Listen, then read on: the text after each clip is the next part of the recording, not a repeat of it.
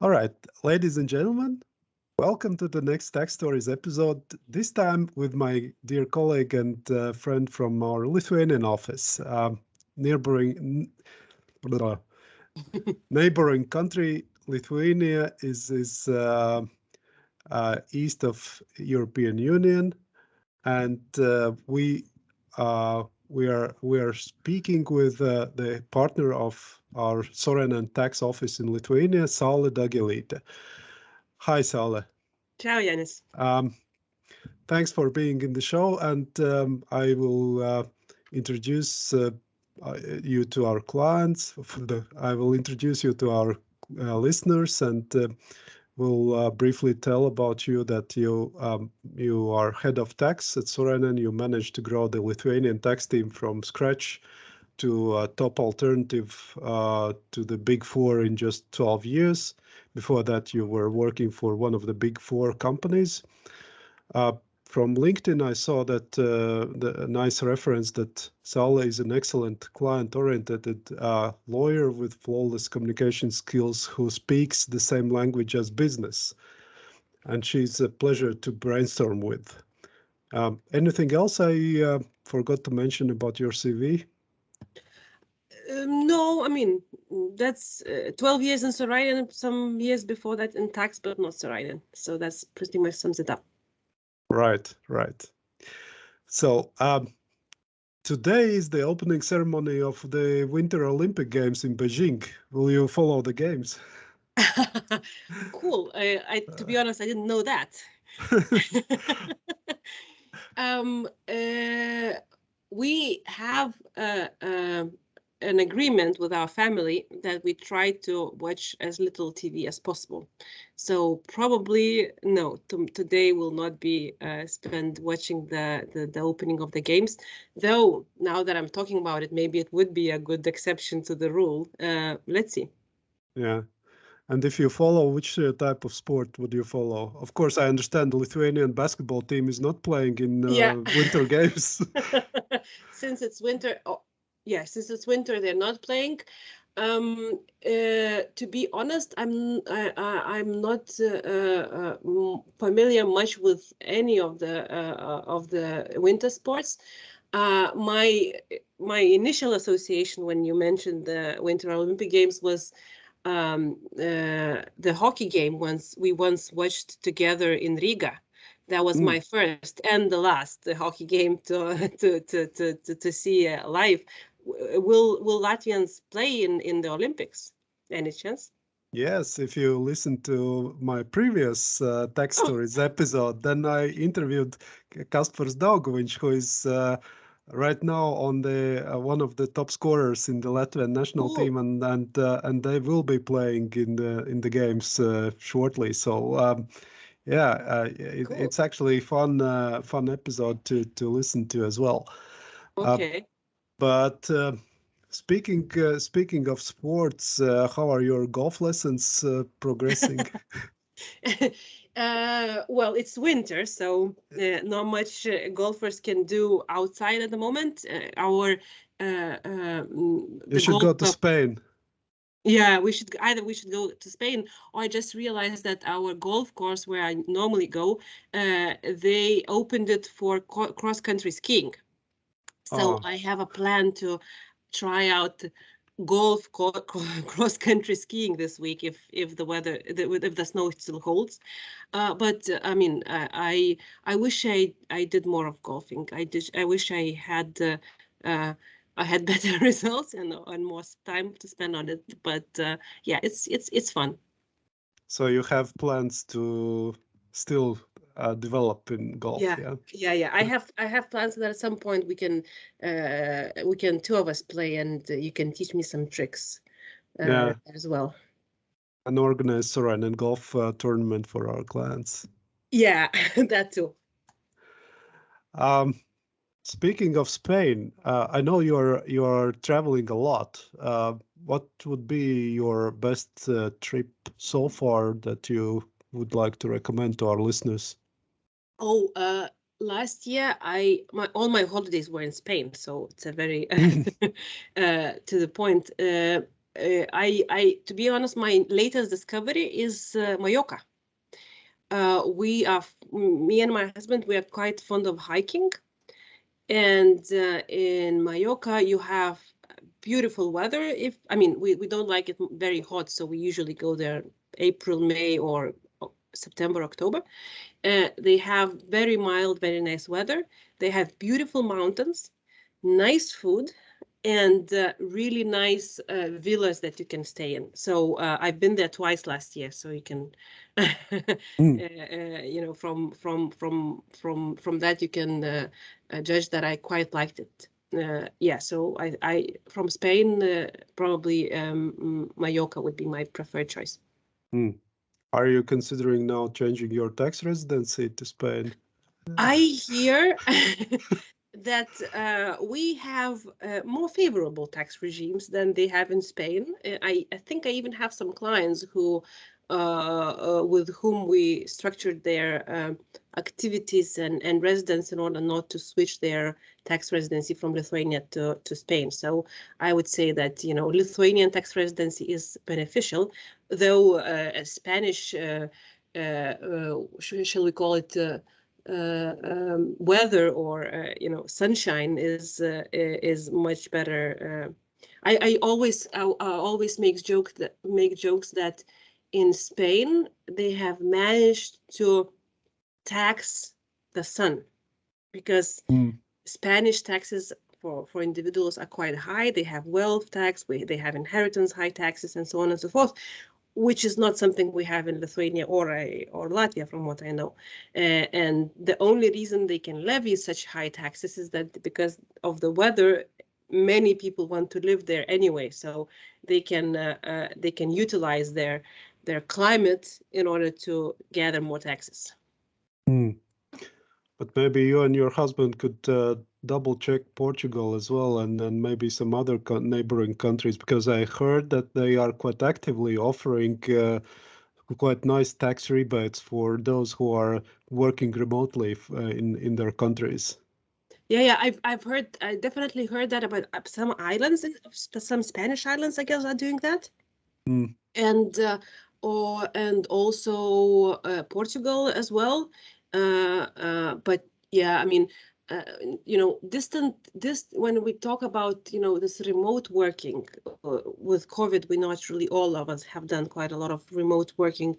And I find that I work like non-remote working more than remotely.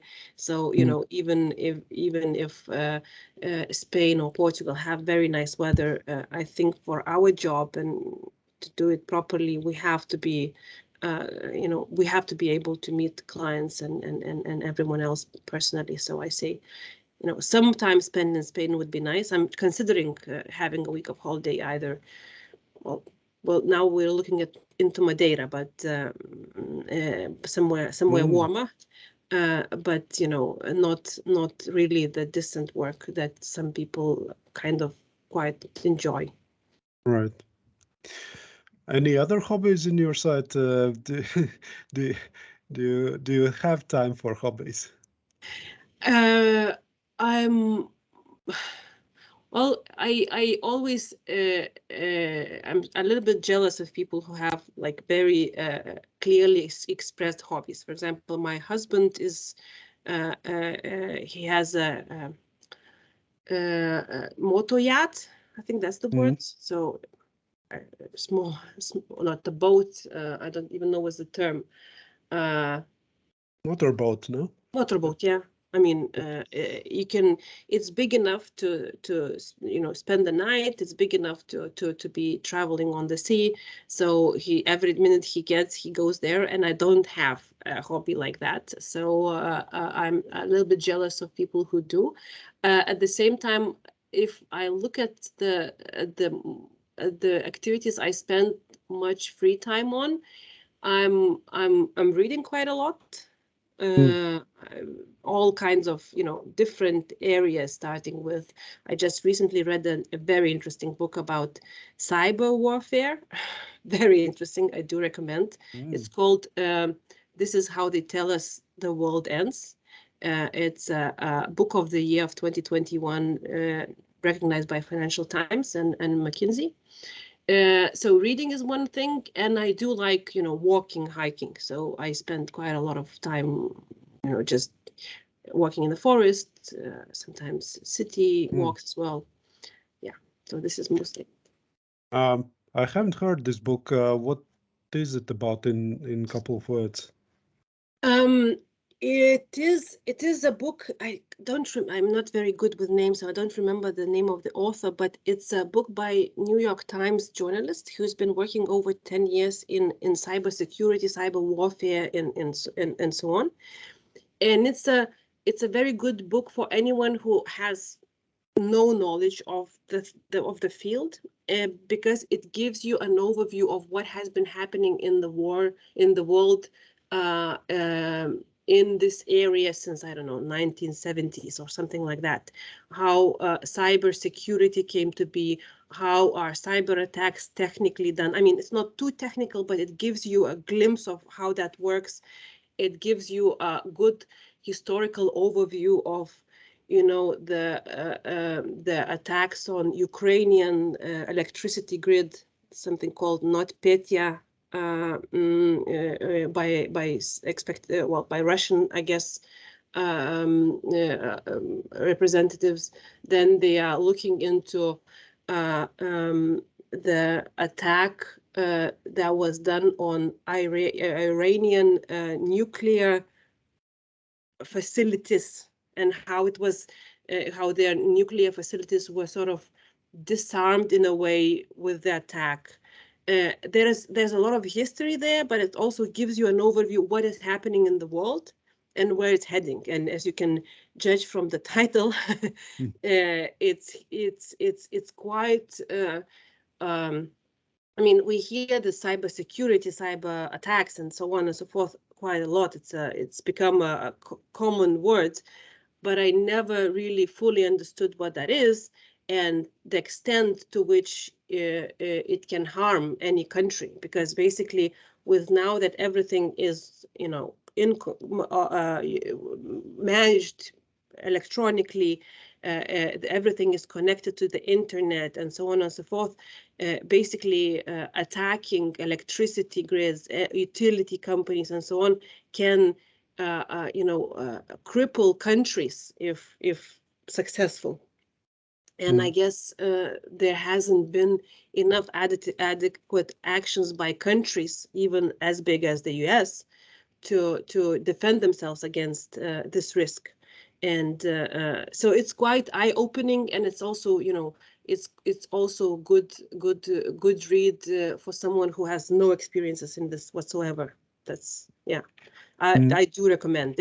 It's not very optimistic, but at the same time, it's very interesting and very, written by a journalist. So she's doing it quite in a friendly way of balancing technical and historical overview and everything. Mm-hmm. I heard about this NotPetya through one of my favorite podcasts. It's called Darknet Diaries. It's about dark stuff happening on the internet. And do you listen to any podcasts? And if yes, what's your favorite theme? I'm not a regular listener, but one of the podcasts I like the most. Okay, so I can share two of the podcasts I like. One of them is by quite famous writer Malcolm Gladwell. It's called Revisionist History, and each of the podcasts is about, usually they are quite different things, but he looks into certain happenings, historical events, or something else, and he describes them in somewhat different in a somewhat different light. He likes to look into historical events from somewhat different perspectives. So Revisionist History I do recommend. And then in Lithuanian I quite like podcast. It's relatively new. They're on their second season. There are two business coaches and psychotherapists who are also friends, Viktoras Keturakis and Arturas Deltuva. And they have, I don't even remember if they have a name for their podcast, but they basically also have discussions of different type of things. It's more, you know, it's for example, one of the topics they have discussed, and I liked it a lot, is about, you know, why we are comparing ourselves to others, and, you know, what does that mean about jealousy and things like that, which I feelings we normally don't think that much about ourselves. And then they have another podcast, for example, about sailing through the Baltic Sea, extreme situations, and why would people, and including themselves, would choose to take up on these activities. So, you know, why do men and women sometimes do things they don't have to do, that are risky, that are challenging, and why do we need it all? So it's also quite a fun listen to, from, again, different angles on some life questions. Right. Interesting. So history and basically some human touch to Yeah. your daily business activities. Yeah. Sounds great. But if we return to still to your favorite books, what is the future of books in your opinion? Will the new TikTok generation still read books? I can tell you that some 2 years ago, when I consciously decided I want to read more books. One of the reasons I decided to read more books was because I realized that my attention span gotten so short. I can like read nonstop 2 pages and then have to look into my email, check something, Google one of the topics, that one of the ideas I had while reading the book. And so I couldn't really read book. I mean, in one sitting, just properly read a book, I would I would read it for 2 pages and then Google something. So one of the reasons I decided to read was I want to get this concentration back. I want to be able to go into depth in one topic rather than jumping between many topics as we normally do during the day. So I have quite many friends who read. Then again, I'm not very young person anymore, so I cannot judge by my friends how the young generation will behave. But I do hope that books will continue to be enjoyed by many people. To be honest, have this like one of the reasons why I can read it this much is that I try to balance audiobooks with electronic books and paper books. So all of them have their own advantages and disadvantages. And you know, I switch between audio and paper and electronic. And I very much like the opportunities that, you know, electronic books gives us to just, you know, any book you want, you can have it in a second, and it's in your Kindle, and very, very convenient. Yeah, but I do hope that people will continue having good, you know, attention span to read the books, because otherwise I don't think there are, I mean, if people will not be able to read books of the attention span, then tax topics are in trouble, because quite few tax topics can be presented in a TikTok video thoroughly. Maybe that will be the future. So Well, then I have to, you know, I will have to work on this, because I'm not that great yet in, you know, describing complicated stuff in short yeah, so short, concise form.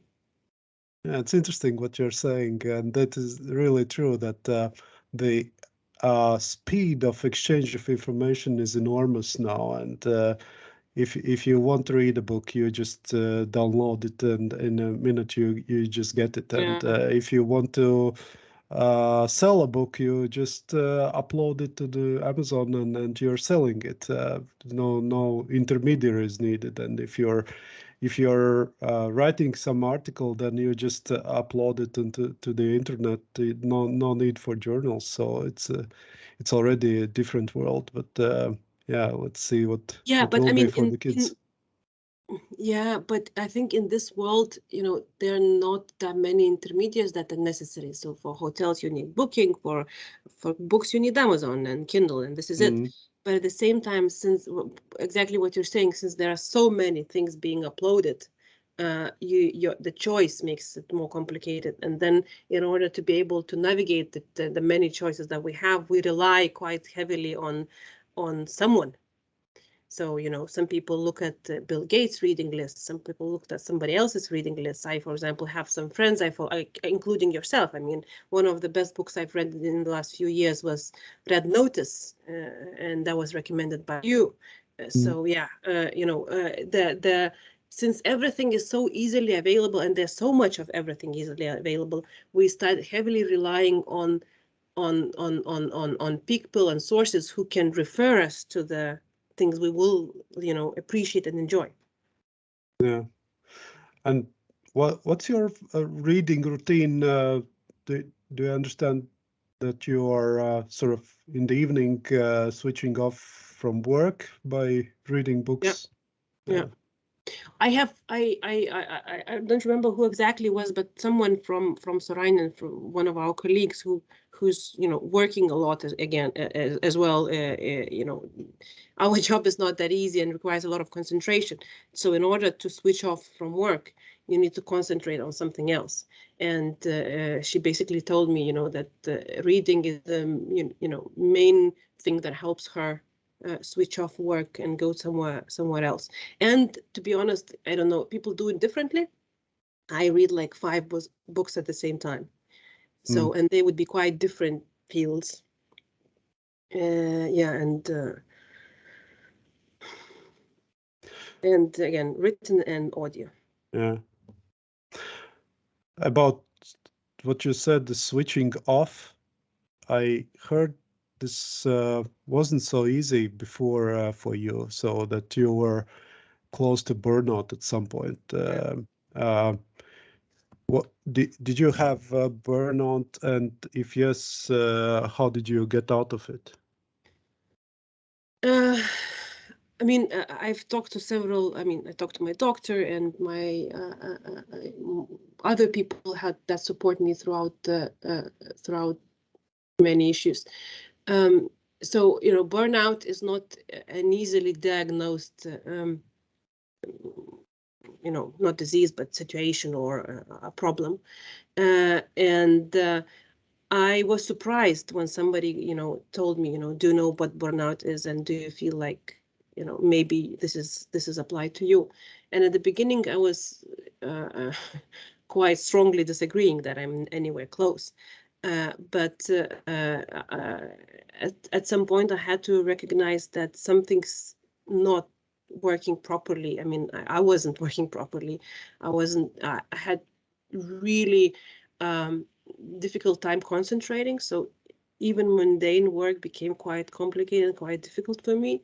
I was irritated or irritable all the time.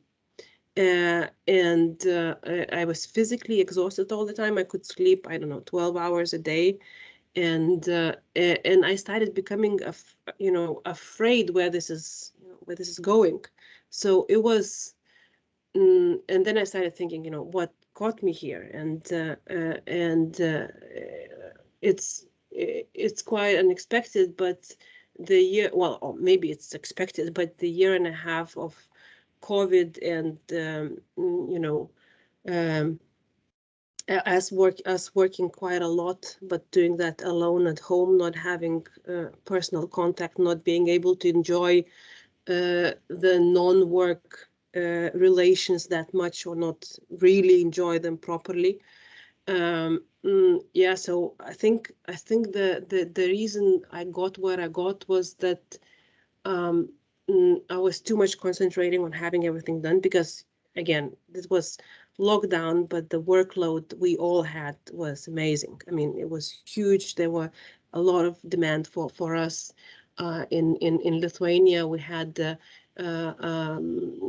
slightly smaller team due to some seniors leaving on maternity, so we had to do more work with fewer people, and keep the quality, keep the client satisfied. It was very demanding, and I just concentrated on work. I didn't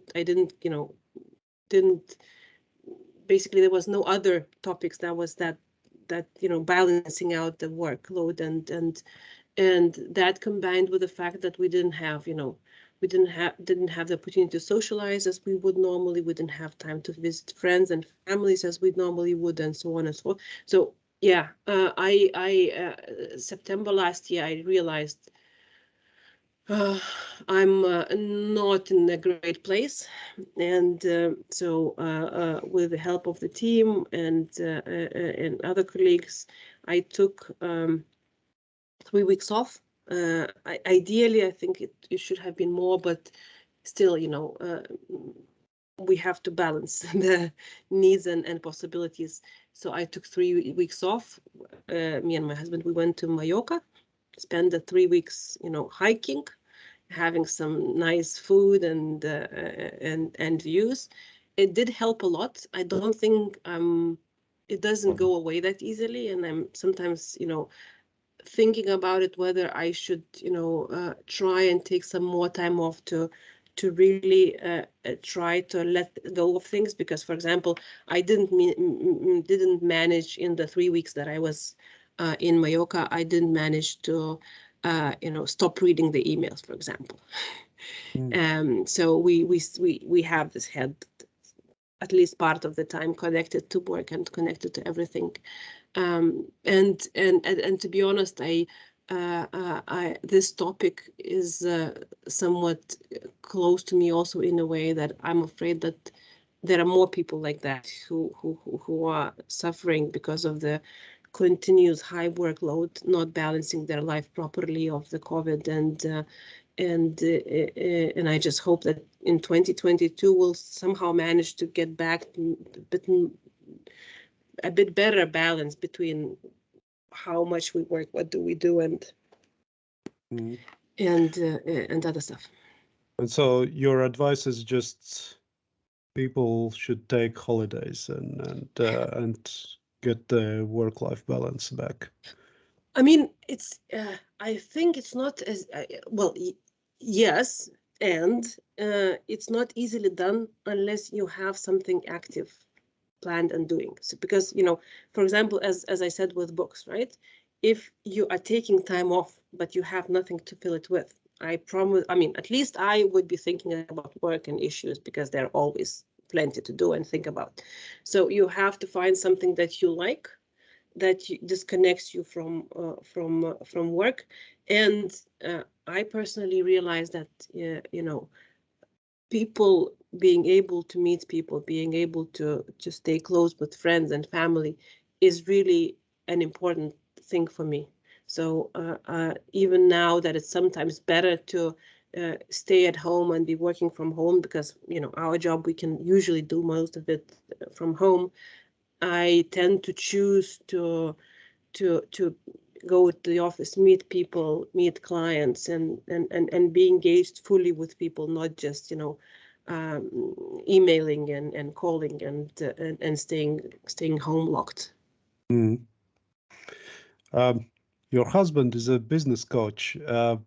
While hiking in Mallorca, did he teach some good lessons you have learned from him to help you in your business? I mean, yeah, it's funny that you asked this. It's really interesting having discussions with Mindaugas about some of the work issues that I have and he has other experiences with. For example, he's done quite a lot of change management, and I'm not a very patient person, to call it mildly. So I want change now. I want it done, and it's, I'm not very patient, to put it simply. And one of the topics we quite often discussed with Mindaugas was, how change happens and what are the methodologies for change to happen when we are talking about a team of people. Because people are very stubborn. When they learn something to do one way, it's difficult to switch them. Just take our IT systems. There are quite many things that some people still don't use, even though they are much easier, much better, much more efficient and everything. But we still, one simple example, the printing of the documents that you proofread. Before COVID, like more than half of my team would just, have the document ready, print it out, and then, do the final reading. With COVID, we were forced to get rid of this habit, but it came really difficult. So how the change happens in people's head, how they learn to change their behavior, what are the methodologies? This is the interesting topic for me, which is both interesting from understanding a little bit understanding better people's minds and how they work, and understanding the business behavior and what is effective and what is not effective. So he basically helped you to learn how to facilitate change, yeah? He's still in the process of helping me to do it a little bit better. But yes. Right. I heard you were aiming for a political career in Brussels at some point. Would you tell about that part of your life and your motivation there? Yeah, so it was a long time ago, and it wasn't really a political career. So when I finished law school, I felt like, I didn't feel like I would ever work in a law firm or do anything related. So I, went a totally different way. I was working in a public service, working with something called youth policy, youth organizations. And then I was invited to by people, I met through that work. I was invited to work for a newly created non-governmental organization, international NGO, which was called Youth Press. And it was basically young journalist organizations in different countries creating a European umbrella organization. And I was invited to basically lead it. I was in the time they called it Secretary General. It's something like COO in corporate world. And so I quit my secure public office job and went to work in Brussels. The NGO at the time didn't have any money. I slept on a mattress in a like I didn't have usual facilities you would have at home. I didn't have a bed. I didn't have many things. But at the same and I worked with people who were based in very many different countries, and we were trying to create some events, and it was one of the most challenging jobs I've ever had. There were days when I thought I couldn't do this anymore, because having a team composed of a Portuguese journalist, a German project manager, and a Lithuanian IT guy, the communication hoops you encounter are unbelievable. Like you wouldn't believe, and they are all based in different countries, so you cannot just have a coffee with all of them and have a discussion. And the Portuguese girl would say like, oh God, we did it all wrong and this is not gonna work. And the German guy would go, why are you attacking me? It was yeah.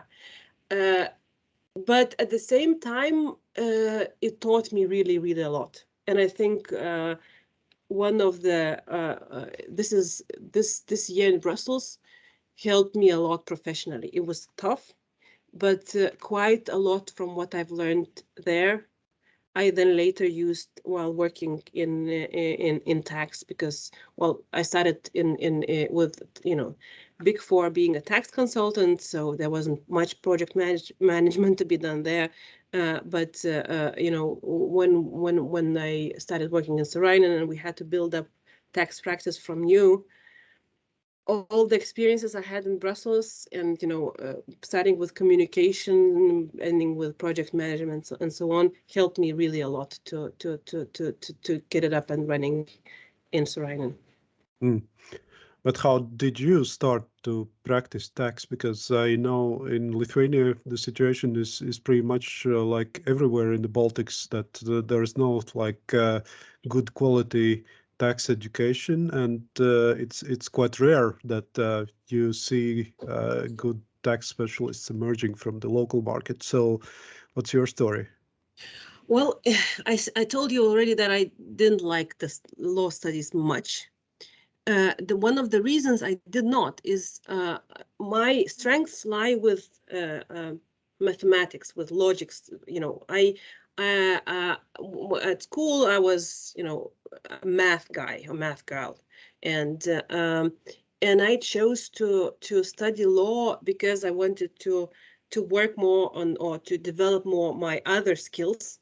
But studying law was, I didn't like it. I mean, I guess the time was, and how things were presented. I thought, you know, it's a lot of learning by heart rather than understanding logic and so on. But while I was studying that, tax happened to be the only thing I liked studying. I mean, there was not much of tax, but there was some, and this is the only thing I liked. And when I finished, I was finishing my year in Brussels, and I decided that I had a lot of like project management, communication skills, and so forth. But I realized I wanted to learn something, you know, something substantial.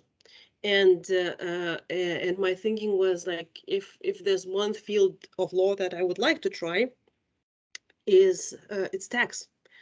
And while on holiday in Lithuania, I happened to meet someone from ELSA, which is Law Students Association, Mm-hmm. who at the time was a manager in Deloitte. And it just naturally happened that it was 2007. The markets were booming, everyone needed people. And so basically Deloitte started, you know, calling me, do I want to try, you know, to work for them? And this is how I went to Deloitte, and from there I went to Sorainen. Right. So basically, I see it also in Latvia that people start practicing tax just by starting to practice. Yeah. Mostly in Big Four. Yeah, I mean, it's interesting because this is a topic that is currently quite interesting for me, because, you know, we need more people in our team, in your Yeah. team. We need talents, and we're usually hiring quite young. I mean, we're hiring students often, or young lawyers, and we train them the tax side of things, because yeah, there's no university that really prepares you for the job we're doing. And it's interesting that throughout the years, I realized that there are some people, for like who for whatever strange reason, but like me, they think they want to work in tax. And with those people, they have the patience to learn the you know, the tricks of our trade, because it is, the first few years is quite challenging to learn tax, because, you know, again, there are few laws, but everything is you know, everything you have to learn is not written anywhere, and there's a lot of, you know, time to just working and working and working, that you need to get the hang of it. And so those people who think they want to work to specialize in tax, they have the patience, and they just, you know, and all our successful hires were people who were, you know, for some reason they thought that students, they want to specialize in tax. We've tried hiring people who didn't have any particular like of tax, and even though they can be quite good, if they want, you know, if they have the skill and patience to work and learn, but quite often they would choose to, you know, try out other fields, because it's taxes specific. I'm just all the time surprised, and I don't know how to communicate it. But I think tax is an amazing opportunity, career opportunity for lawyers, because when we need to hire, we've been trying for the last 2 years to hire some senior tax lawyers. There's really big demand, and there's not much in the market they can, you can even talk to. And so, while there are quite few litigation lawyers and M&A lawyers and so on, tax is still quite, you can basically know the whole of the market, the all experienced tax lawyers there. So I think it's a good opportunity for people to have a career in, but it's an acquired taste, I guess. So not all of the law students would probably choose to do tax. Yeah, I fully relate to that problem, and I'm just wondering myself sometimes how to overcome this. But yeah, it's try and error, I guess. I at the introduction I already told that your Lithuanian tax team was built from scratch to a top alternative to Big Four in those 12 years you're working for Sorainen. And your tax team also now is the most profitable of all the Sorainen tax teams in all the Baltics and Belarus. So what are your main principles you would highlight for achieving this success? I think I have two areas that I think that are of most important in our business, at least my take on it, and it's people, so your team, because as you know, it doesn't matter how smart or charming or efficient you are, you cannot do much if you're alone. And especially me, I'm not a solo worker. There are people who prefer working alone. I can't. I don't enjoy it. I'm not best at it. I need to work with a team. So from the very beginning, my priority number one was to build up a team, and we've started with basically one junior lawyer and one student, and I myself wasn't that much experienced at the time, so I still needed to acquire a lot of technical knowledge. And my priority was for all of us to learn and to develop a great team. And so so priority for me, number one, is the team that you're working with, and quite many of our current team members are here with me for 8 and more years, and many of them started working together when they were still at uni, so they were still students, and we all learned together and we grew together, and big part of why I enjoy this work is the possibility to work with the people that I do work. A pillar number two is clients, and well, naturally, in order to have whatever results you have, you need to have clients. And I think that I was once telling to someone that the reason why tax consultancy happened to be so suitable business for me is because I like the puzzle thing of our work. So every question has in some way is a puzzle that I like solving. It it trains your mind. It's fun. It is very much related with many other fields of law and business. So I like understanding how things work and getting them to work a little bit better, a little bit more efficient, and so on. At the same time, I appreciate getting to know people. I appreciate meeting different people, getting to understand how they think, how they communicate, what they want to achieve, and so on. So yeah, again, client side of business, I I enjoy, you know, doing that work both as a technical analysis and as finding better ways to help people that I meet. Great. So people and clients. Not that unexpected, huh?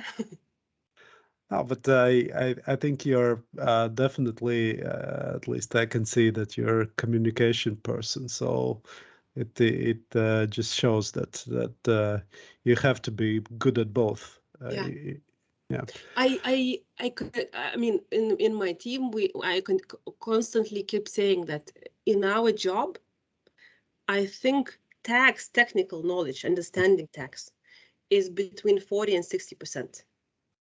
So basically, it's only half.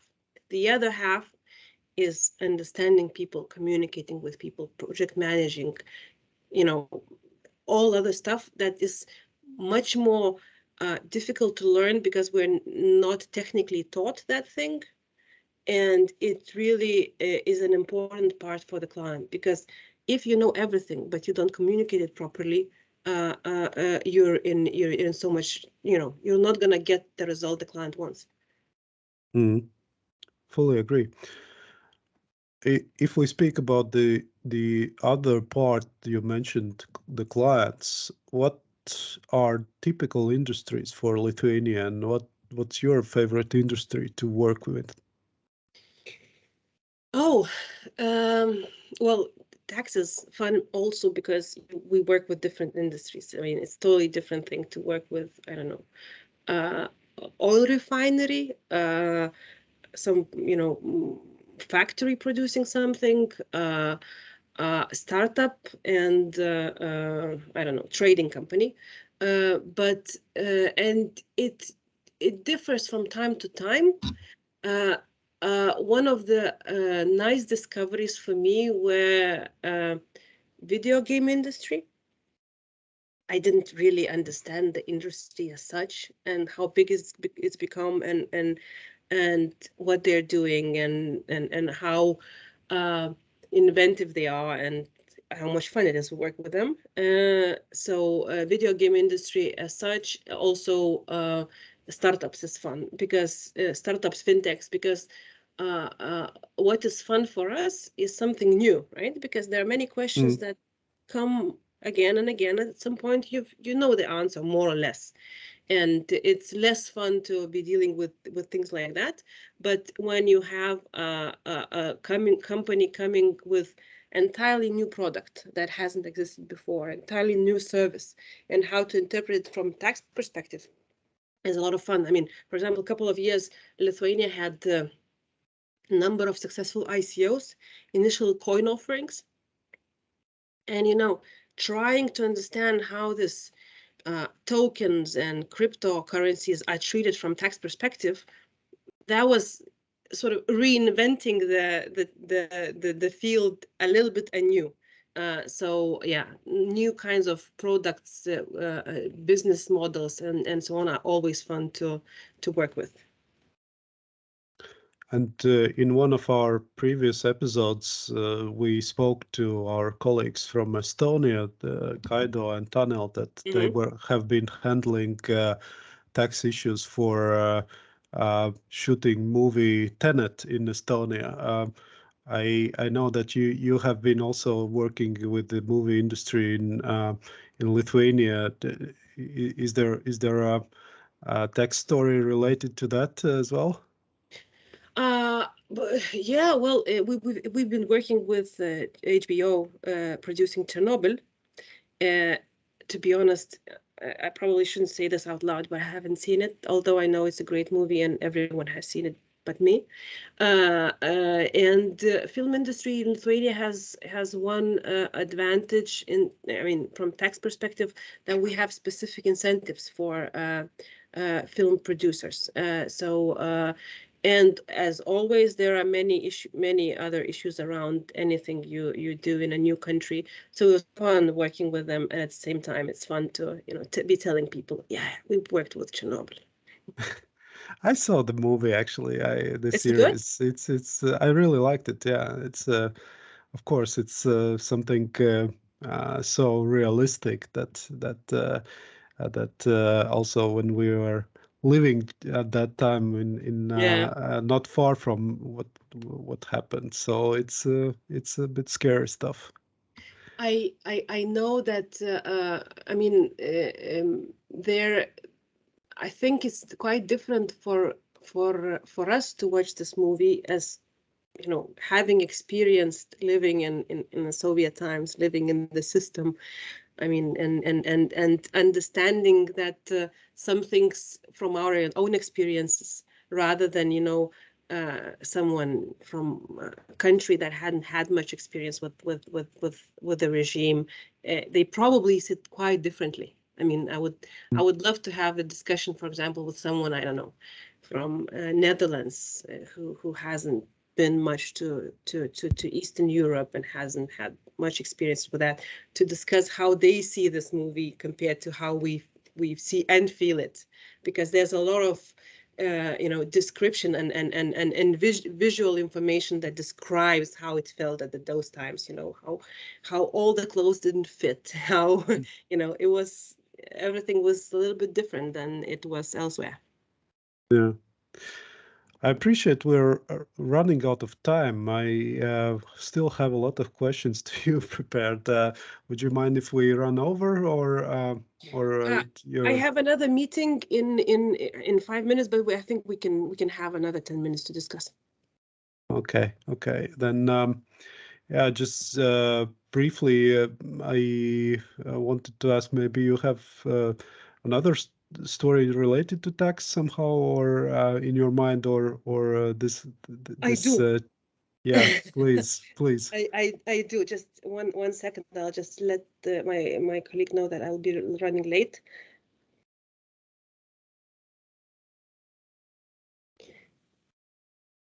Um, it's in a way related to what we have been discussing about, and it's related with life and tax and business and so on. So, and I have this theory that well, some part of it is not my theory, but what is happening in the world, that less and less of tax structuring, so-called. So, shopping for preferable tax jurisdictions, having intra-group company structures that enjoy much lower tax regimes. Some 10, 20 years ago, they were done on, by having an empty company here and shell company there, and contract here and there.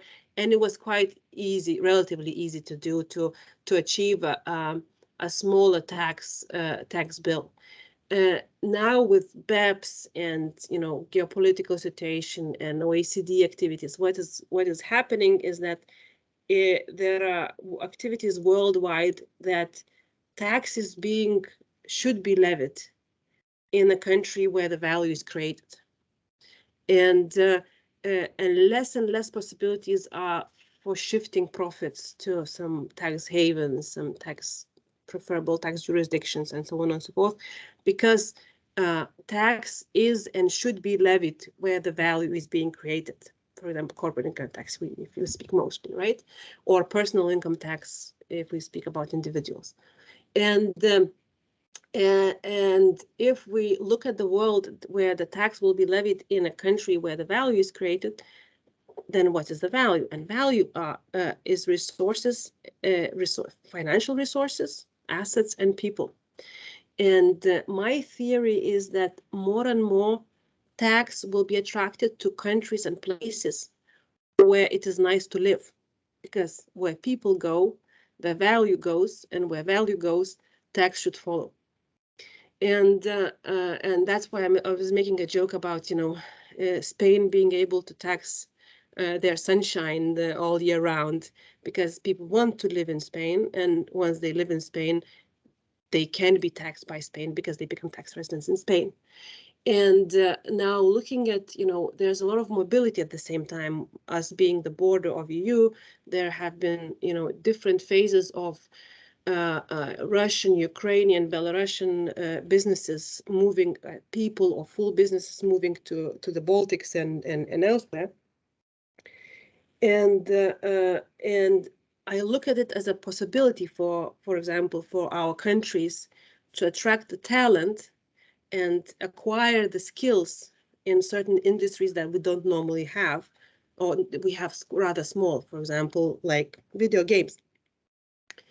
And at the same time, looking at what is happening, I think people are moving. The people who are moving to Lithuania, they are not moving for any other reason than they just prefer to live here. So people don't move to other countries because there's a better tax regime. They move to countries because they like living there. And so that was a big intro. So my theory is that if we concentrate on making our countries very nice to live in, we will attract people moving to our countries. And with that, we will attract both personal income tax on their income and corporate income tax on their profits. And I don't think, in the end of the day, that tax determines where you live. I've had so many clients who, they knew that it's more beneficial to live in, say, Andorra, but they still chose to live, for example, in Lithuania, where it's much more expensive tax-wise to live, but it's still reasonably good because they like living in Lithuania. And again, so if I had a say in this, I say that our tax systems are good enough. They can be adjusted a little bit here and there. I have some ideas if anyone asks, but the main thing, I think, is if we become a great place to live, we will, it will attract people, and that will attract tax revenues. And that, that is exactly one of the core goals of, I guess, any government, to have the tax revenues and growing. How does that sound for a theory? That sounds very interesting to me, as a door opener to another discussion, another podcast episode, especially considering that I have still a lot of questions prepared to you, which I didn't manage to ask. But let's keep in mind to make another episode on where we can start on the theme that you just now presented. And to be honest, this is the topic I have in my head for, I don't know, last year or so, and it's it's growing. I have more and more theories, ideas about it. So I'm happy to talk and develop it further. Sure. I have some questions about Lithuanian history and then so on. So let's continue discussion some later stage. But as in every episode, also I will end up with your personal goals, and what would be your answer to your version of meaning of life? How would you formulate this? Oh, I should have prepared myself for this question, I guess. Yeah,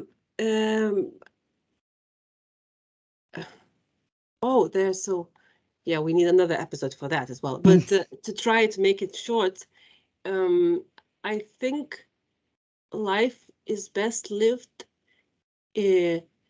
when you have people you care around. So for me, people and relations with people are important. And when you have ways and means to express your potential. So I could keep saying that in order to be happy, we all need to have purposeful activity, one or the other. I'm super lucky that I found quite accidentally, as we already discussed, this field that I like so much, and that is giving me both, the purposeful activity and the people that I can relate to and get to know. So yeah, relations, purposeful activity, and the the one thing that probably will not make us happy, but will make us unhappy if we don't have it, is psychological and physical health. And we have to be very conscious to keep ourselves healthy, because again, as my story of today describes, if you lose the balance, you lose the health, and if you lose the health, then nothing else, I guess, makes much sense. So foundation is physical and mental health, and then people and purposeful activity. Great words, Saule. Great words. Now let's words, see how we can implement that in reality. Yeah, I'm sure you're as always will be successful with everything. So I have no doubts about that. Thank you. Ladies and gentlemen, it was a pleasure to talk to Saule Dagilyte, our tax partner at Sorainen Lithuania. And thanks, I appreciate your time. And it was a pleasure. It was 1 hour flying so fast. Yeah. Really enjoyed it. Thank you. It was fun. It was. I didn't have a plan of what I'm expecting, but it's a very nice experience, different than I expected. And thank you for having me. Thanks, Saule. See you soon. Cheers. Bye. Bye.